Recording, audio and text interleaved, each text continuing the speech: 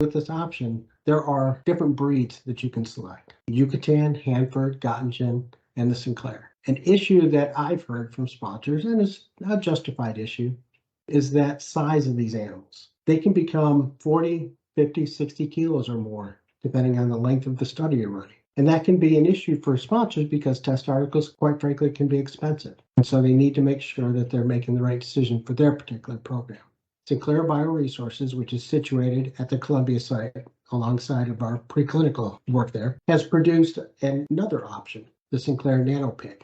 Now, this is an animal that, when I told you 40, 50, 60 kilos, at that same age, this animal is actually 10 to 15 kilos. So it is a significant reduction in size, significant reduction in test article usage, which makes it a more valid option to consider as you move forward. What I want people to take away from this is that when you're planning your non-clinical safety program, make sure that you are looking at all your options, including all of them in your metabolic profiling or your pharmacological relevance, whatever the case may be. Just make sure you're looking at all the non-rodent options so that you can make the best decision for your particular program.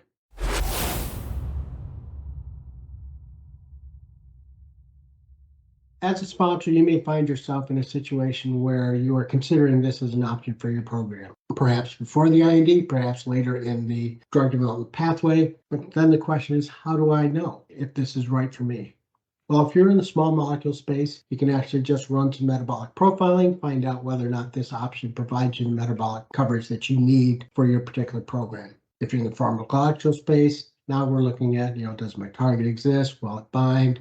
Produce the effect? These are things that are readily done, typically not too expensive. But if there's any questions about this, feel free to reach out to Altasciences or myself, and we can help walk you through this process.